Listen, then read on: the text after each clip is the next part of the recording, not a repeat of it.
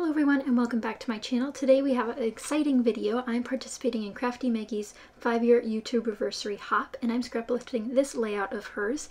Now I don't follow it to a T, but I do take a lot of inspiration from her little side pieces, which you can see in this previous photo, and you'll see me work with that.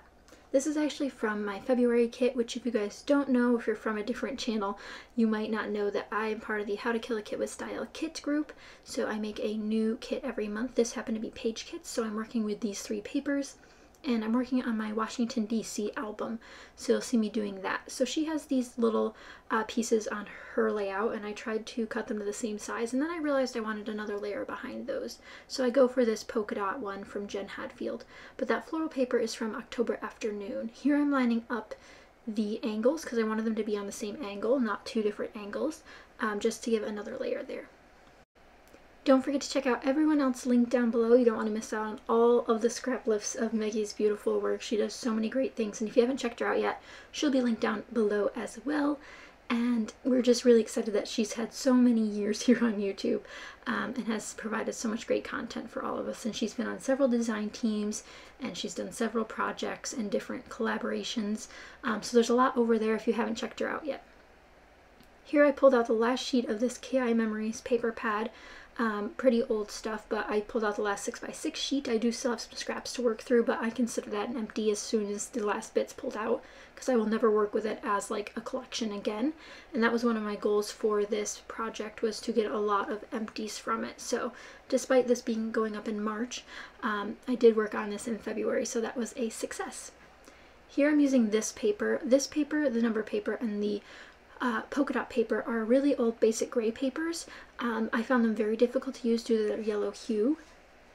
But when I have papers like this, I often like to pair them with yellowed photos. So you can tell the larger photo, which is actually, I don't remember the exact history of this, but it's essentially the center point of Washington, the Capitol building. So that, I believe, is where originally George Washington's body was put. I think it has since been moved, but he also might still be there.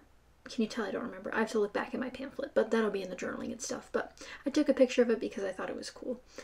And now I'm going to glue these down. Again, not making it perfect. I just want there to be another little layer behind that. And if you remember in Meggy's page, she had them going the same direction I do. So she has the top one heavier on the left and then the bottom one heavier on the right. So I did some layering on that square photo, which I don't know if you guys might not know this, but in the Capitol tour you wear headphones and you have a guide that goes with you. This is just a free tour. You can go there any day essentially, except on federal holidays, and go and get a free ticket to go tour the Capitol building, which was super cool. Definitely love doing that. I'm going to use this scrap from that same KI Memories paper pad and put that behind there. And as you can tell, I'm using a ton of these little paper pad pieces up. I'm just trying to use them to get the contrast that I want, bring in more of those reds and oranges from that floral paper, which is from October Afternoon. It made me really sad to cut into it, but I'm glad that I'm using it. I picked that one up, I believe, from Paper Issues. They had a huge October Afternoon sale when they went through their warehouse and found some more, so that was on sale. So I picked up some of those vintage pieces, and I'm glad I'm using them. I think it was from the Saturday or Sunday morning collection, which is quite old. So I also matted this one on like a gazillion pieces, which is fun. But again, she did a little bit more of a simpler matting on her photo, and she also used a doily. But where I try to pull in some elements is where she does her title and some embellishment clusters. Now I decided to rough up the edges here to give it a little bit more dimension and texture. I just thought it'd be like, I don't know, opening a book or something and they have those worn edges. I thought that would be something kind of cool to have on here. So I do that with both of them. So both with the October Afternoon and Jen Hadfield papers, which I wouldn't normally put together, but having these 3 brands together is like one of the coolest things ever, right? I pull out my magic mesh, which, throwback, since it's an anniversary hop, I thought it might be funny to do something that's super old. And this magic mesh put up a fight. You'll see I put extra adhesive down, but it keeps coming up. I try to fix it. It's not magic anymore. It does not stick anymore. But I do keep using this on my layouts. I don't know if you can still get it. It's quite old. I got this at a scrapbook garage sale like when I was in elementary school. That's kind of crazy. I decided to put another layer down, and I used this gold polka dot washi tape and kind of tuck it under that polka dot layer that is sort of already folded up. And I do that on both sides. I like using washi tape on all of my layouts, and I know Meggy likes washi tape too, so I thought that'd be fun.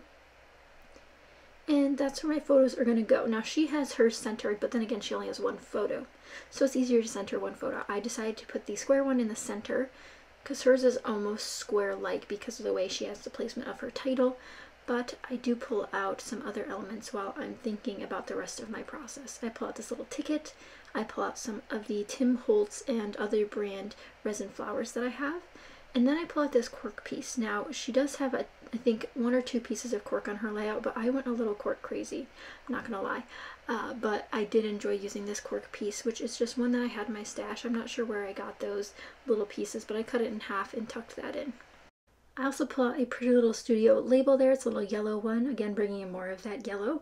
And I tucked that between the layers of the bottom papers, and then I end up dumping out all of my embellishments that I have for my page kits, and I sort through them a little bit, but I end up not needing many of them. I end up going for this sticker on this older crepe paper. I think it's, I'm not sure which collection it is, but essentially I ripped the sticker, so that's all you need to know. I'm glad it was off camera because it was very frustrating.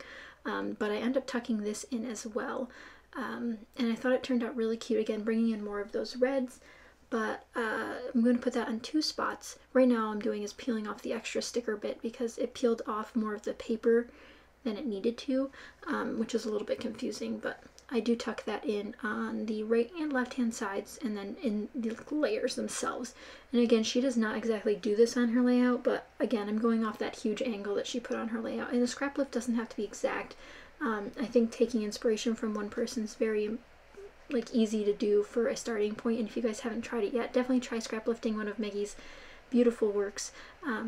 They're all so unique and different, and she covers so many different topics, so I think it's easy to find a style that you'll like. Here I end up putting some foam squares behind this photo since that cork is so high on the right hand side, and at this point I thought I was going to do my title in the same place that she did, which was to the right of my photo, but based on the alphabets that I had, I couldn't really fit it, so I end up going above the photo. One thing I had to do off camera was stick down these stickers. They're all brown stickers. I have an ampersand, I have some little stitch marks, a yes, all sorts of things. And those are from the Reset Girl. I'm not sure which one of her collections, but I had to do that off camera because of my battery running out, so I let it charge while I did that and then threw it back on the tripod to finish off my title. Now I'm using 3 different fonts for this. I use the first font, which is a gold foil sticko alphabet, and then I use a Pretty Little Studio font, that wood green dark brown color, again bringing in more of those darker tones that are in the photos, and then I go for the gold of these Meggy Holmes beautiful script puffy stickers. A really conglomerate of pieces, but I think it works in the end. And of course they need a little bit of extra glue, but I did that off camera as well. But this is the completed layout. Again, I hope you guys enjoyed, and be sure to check out Meggy's channel if you haven't already, and wish her a happy 5 years on YouTube. And check out everyone else's links down below. They're having lots of fun with this hop celebrating Meggy and scraplifting so many of her different projects. And this also goes over onto Instagram and stuff, so definitely check out everyone down below because you don't want to miss out on the fun. Thank you guys so much for watching. I hope you guys enjoyed this layout. Let me know what your favorite part was down below, and let me know if you've tried this slanted look before. Thank you guys so much for watching, and I'll see you guys next time. Bye!